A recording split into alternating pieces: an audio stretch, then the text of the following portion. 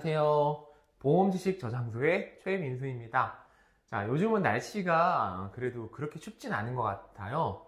다행히 정말 추운 시기는 지나가지 않았나 이렇게 생각이 좀 듭니다. 오늘 영상의 주제는요, 최근에 며칠 동안 가장 많이 문의가 들어온 내용인데요. 바로 자동차 상해에 관련된 내용입니다. 보통 이 자동차 상해에 대해서 검색을 하시면 대부분 자기 신체 사고 보험과 많이 비교를 하시고, 또 장점으로는 단독 사고가 났을 때 자동차를 운전하시다가 크게 사고가 난 경우 자기 혼자 그럴 때 보상받기 좋은 보험이다, 이런 설명들이 좀 주류를 이루고 있을 건데요. 그게 맞는 설명이고요.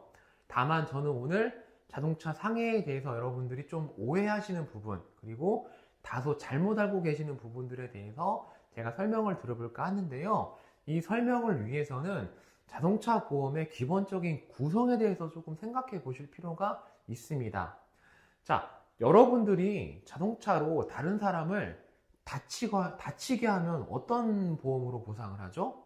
대인 보상으로 보상을 하잖아요. 다른 사람을 다치게 하면 대인 보상을 합니다. 근데 만약에 여러분들이 자동차로 다른 사람의 재물을 파손시키면 어떨까요? 그러니까 차 대 차 사고가 나서 다른 사람의 차를 파손시키거나 다른 사람의 건물을 파손시킨 경우 운전하시다가, 그럴 때는 대물 보상으로 이제 대물로 처리를 하죠. 대물로. 자, 그런데 운전을 하시다가 여러분들 본인이 다쳤어요. 여러분들이 단독 사고를 내시거나 이런 경우가 있을 거 아니에요. 아니면 여러분들이 100% 사고를 내시거나, 그런 경우 자신이 다쳤을 경우는 어떻게 해야 되죠? 건강보험 처리 받으면 되나요? 자동차 사고인데 뭐 출퇴근 중에는 산재 처리를 받을 수 있겠죠. 하지만 그게 아니라 여러분들이 뭐 여행을 가시다가 뭐 친구를 만나기 위해서 차를 운전하다가 앞차를 꽝 들이받거나 혼자 전봇대에 들이받거나, 그래서 여러분 본인이 다쳤다면 그런 경우는 어떻게 해야 될까요? 그럴 때 사용하는 게 바로 자기신체사고 보험이나 자기신체사고 내지는 자동차 상해보험을 쓰시면 되는 거예요. 줄여서 자상이라고 하겠습니다. 너무 기니까. 자, 다만 이 둘 중에 하나밖에 가입이 안 되시고요. 큰 틀은 자기신체사고보다 자상이 조금 보상 범위가 더 넉넉하다, 이걸 기본적으로 알고 계시면 너무 깊게 안 들어가셔도 되세요. 자기신체사고는 보통 치료비를 지급하는 보험이고, 자동차 상해는 위자료와 휴업선에도 보상을 하고, 보상 한도도 자상이 좀 크다. 여기까지만 기본적으로 알고 계시면 더 이상 깊게 들어가실 필요는 없는데요.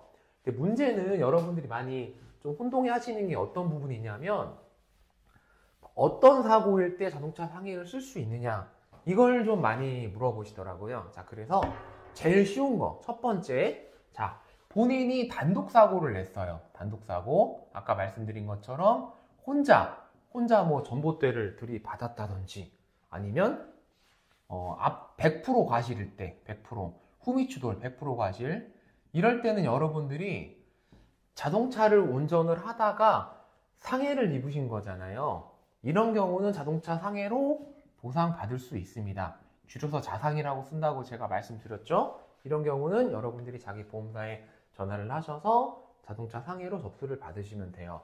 자, 근데 두 번째, 이런 질문을 또 해주셨어요. 두 번째, 제가 횡단보도를 걷다가 다른 차에 다쳤어요. 횡단보도에서 다른 차가 이 횡단보도를 여러분들이 건너가는데 차에 부딪힌 거예요. 이럴 때 자동차 상해가 처리가 가능한가요? 이렇게 물어보시는데, 어떤 분은 된다라는 답변을 써주셨더라고요. 그래서 저는 조금 이제 당황스러웠는데, 자동차 상해보험은 피보험 자동차, 그러니까 보험에 가입한 자동차를 피보험 자동차라고 해요.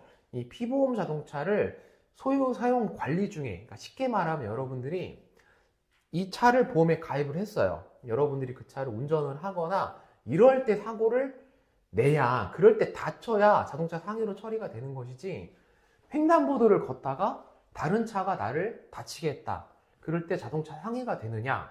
안 됩니다, 여러분. 그거는 배상의무자가 있잖아요. 여러분들을 다치게 한 그 자동차가 자기의 대인 배상으로 처리를 해주는 거지, 자동차 상해로 처리를 하시는 게 아닙니다. 자, 그리고 세 번째 또 말씀드릴게요. 상대가 책임보험밖에 없어요. 책임보험밖에 없어요. 이럴 때 자동차 상해로 처리가 가능하나요? 자, 일단은요, 책임보험밖에 없는 경우는 상대방의 책임보험 한도, 그러니까 대인 1까지는 처리를 받으시고, 대인 1을 초과하는 부분에 있어서는 자동차 상해가 아니라 무보험차를 쓰셔야 돼요. 무보험차 상해보험을 쓰시는 겁니다. 상대방 차가 책임보험밖에 없습니다. 자동차 상해로 처리가 가능한가요? 아니, 무보험차 이제 쓰시면 됩니다. 자, 그리고 네 번째 질문이 또 있어요. 네 번째 질문은 제가 뺑소니 사고를 당했어요. 자동차 상해로 처리가 가능한가요? 이렇게 물어보시더라고요. 뺑소니 사고 같은 경우는 가해자가 누군지 알 수 없는 사고를 당하신 거잖아요. 그런 경우는 정보보장 사업으로 청구를 하셔야 돼요. 단 정보보장 사업이 대인 1밖에 안 되기 때문에 역시나 대인 1 한도를 초과하는 경우는 무보험차 상해보험으로 처리를 하셔야 됩니다. 자, 그리고 또 물어보시는 게 어떤 거였냐면 이런 경우가 있어요. 제가 과실이 9대 1인데요. 그러니까 본인이 가해자라는 얘기죠. 차대차 사고가 났는데 본인이 과실이 9대 1이라는 얘기예요. 그런데 이분이 자신의 보험회사에 자상으로 처리를 받을 수 있느냐 이렇게 물어보시더라고요. 가능하세요. 가능하신데 원칙적으로 보험회사에서는 이쪽 자동차 보험회사를 제가 B라고 할게요. 그리고 이쪽 보험회사를 A라고 하겠습니다. 원칙적으로 9대1 사고가 났을 때 자상으로 처리를 받을 수 있냐? 있는데 이 사람한테 일단 대인배상을 받으셔야 돼요. 대인배상을 받으셔야 되고 나머지 부족한 부분에 있어서 대인배상을 받았는데 부족하다. 그럴 때 자상으로 처리를 추가로 받으신다고 그런 개념으로 보시면 돼요. 제가 이 말씀을 드리기 굉장히 좀 불편한 게 뭐냐면 예전에는 이런 사고가 났을 때 과실이 많잖아요. 그러다 보니까 자신의 보험회사에 자상으로 먼저 접수를 받아서 자상으로 100% 처리를 받고 이 보험회사에서 A라는 보험회사에서 B 보험회사로 이제 과실분만큼을 청구를 하는 그렇게 처리해주는 시절도 있었고 지금도 실제로 이렇게 처리해주는 담당자가 있을 수도 있고 아니면 이런 케이스가 있을 수도 있는데 제가 설명드리는 건 큰 원칙이에요. 보험회사의 큰 원칙상 이렇게 과실이 많은 사고가 났다고 해서 본인 보험회사에 자상으로 선처리를 요구하는 게 아니라 대인배상을 우선 받았는데 부족하다. 그럴 때 자상으로 부족한 부분을 처리를 받을 수 있다. 이것이 원칙이라고 보면 될 것 같습니다. 자, 그리고 마지막으로 자동차 상해 같은 경우는 대인배상과 산출 방식은 똑같아요. 이자로 휴업선의 상실수익에 사망의 경우 장례비까지 지급을 하긴 하는데 향후치료비라는 부분이 좀 문제가 됩니다. 약관에 없는 내용이죠.